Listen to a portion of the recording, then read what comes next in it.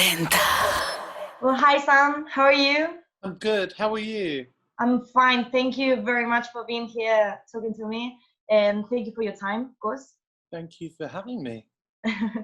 Congratulations on your new album.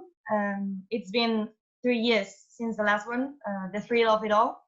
But are you a thrill seeker, and that's why you left us waiting for so long? What's that? Sorry, one more time. Are you a thrill seeker, and that's why you left us waiting for so long? Oh gosh, no. I'm sorry. The years clocked up, and it got to 3 years, didn't it? And I was like, wow, that's been a minute. But I've been releasing music since, as you know. But in terms of an album, it has taken me a little time to get this one together, for sure. I'm sorry. The thing is, we are here talking because of your new album, Love Goes. Do you think Love Goes reflects the last 2 years of your life? Yeah, completely. My music, as always, is a singing diary of my life, and this is the music I've made the last 2 years and 2 and a bit years now, and it's been a wild time. It's been an amazing time. It's been a time of experimentation and self-discovery, and I think you can hear that in the music. And you took it with slow when everybody's releasing music very fast.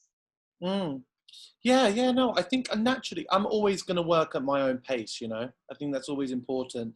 I never want to rush my music or what I make, and just go with what, how life goes, like I originally called the album To Die For, and then COVID happened and it felt wrong, so we changed it, and that's just how you do it, it's meant to be a joy releasing music, so I try and breathe into it. And why you took this decision to change the title? Was it in order not to harden people's feelings about the meaning of the title? Yeah, no, I feel like it was COVID. It's been a year that we've never saw coming, and well, we didn't, but the scientists did. Having the word "die" in an album title just felt a bit too dark. And looking back on it now, the album was never going to be that. I'm happy that I have changed it. It's almost like I didn't think the album was actually finished when I thought it was. So this time was really, really needed. So is Love Goes a different love healing therapy that To Die For was expected to be?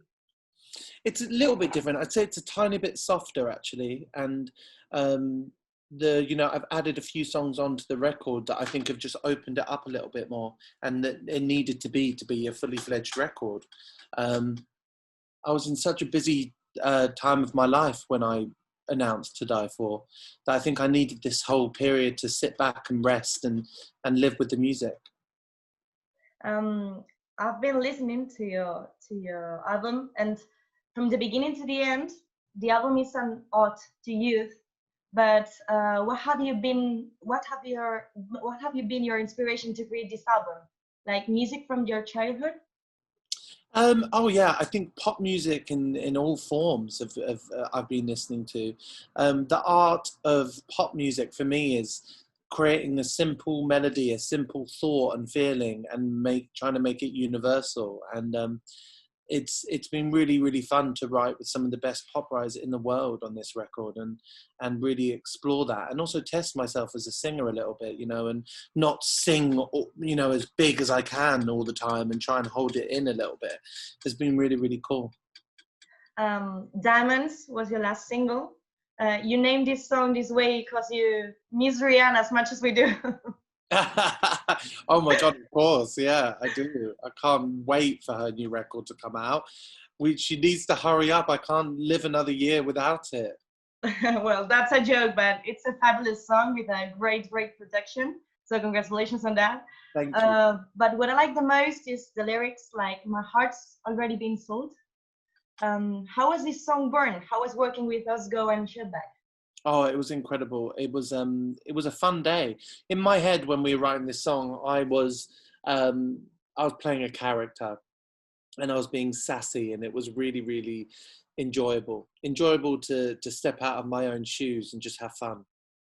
I was wondering if the song Another One is like the opposite of dance. Mm.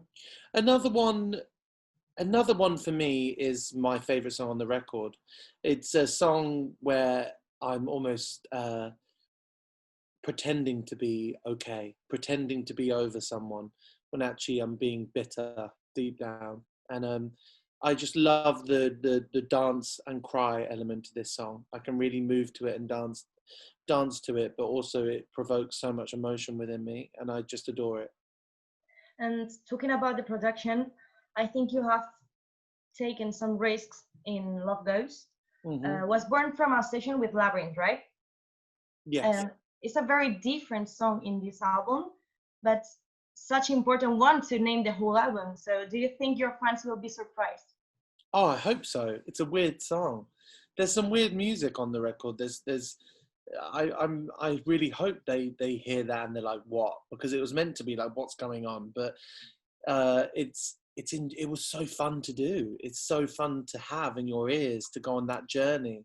For me, that song almost goes on a journey of love. You know, it starts off delicate and then ends up with this openness and the big ending, like, almost like a celebration of all the good and bad that happened.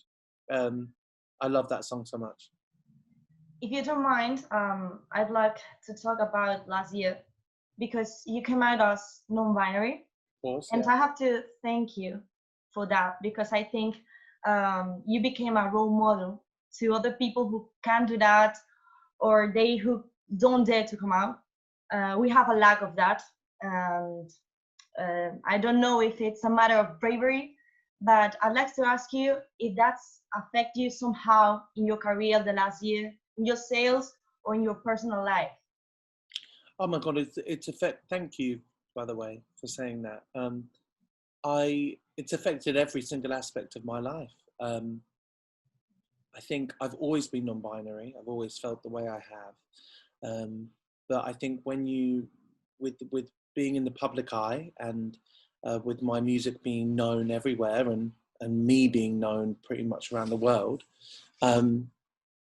I felt it was even more important to be my authentic self, my real self. And I wasn't for a few years, and it affected my mind, and my mental health and my happiness was more important than anything. And so it wasn't a case of, you know, deciding to do something or planning to do something to say it. It was a case of survival. I had to be myself, and I feel so much freer now that I can be.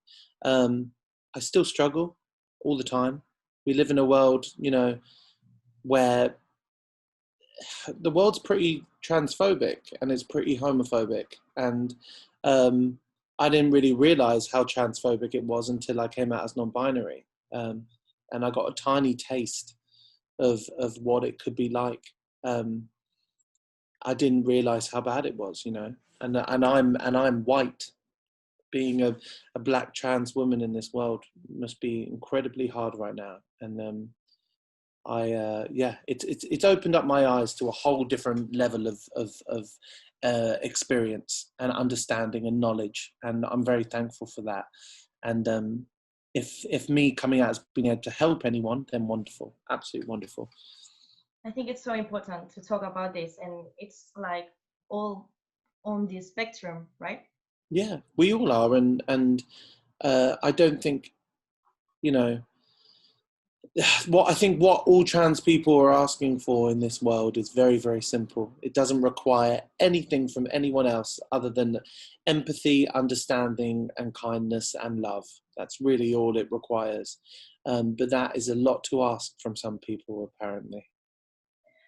In the last interview with us, with LOS40, you said that this album talks mostly about your ex-boyfriend, but I don't know if that has a relation with the meaning of the song For the Lover That I Lost.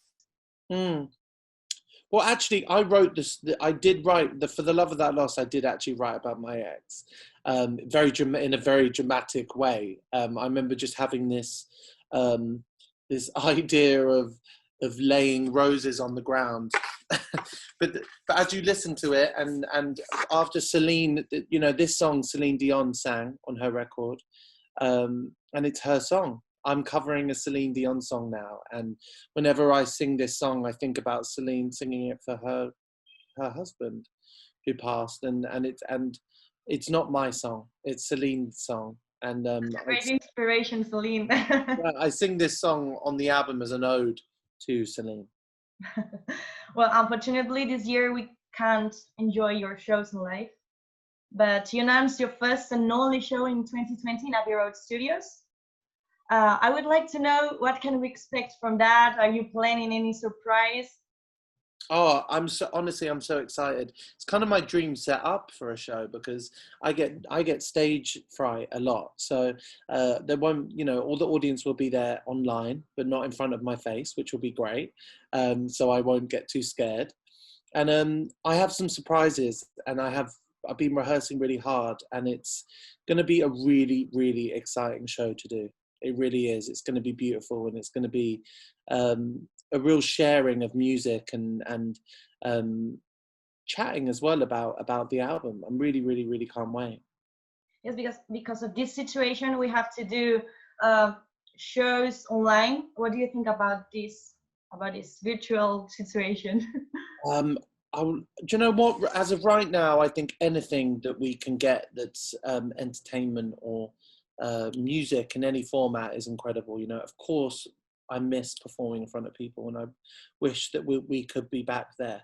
But I'm hoping that in a few years' time, we're all going to look back at this time as a real, as a blip in life, and a time of change. And hopefully, we'll be back in front of each other and speaking and singing and performing.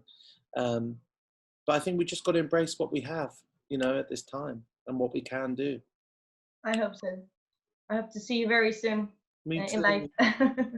And to sum up with something beautiful, we saw your Instagram post about flowers and songs. Which kind of flowers do you recommend us to have in our gardens? Oh my gosh. Daffodils, they're my favorite. White roses. I say let your gardens just grow. We need to rewild. So we need to just let things grow as much as you can. Even all the bad stuff, just let it go. I love orchids, for example. Orchids are beautiful. Well, thank you very much for being with me today. Thank you so much. Good luck with your new album. It's going to be amazing. Thank you. It's lovely to chat to you. Goodbye. Bye. Be safe.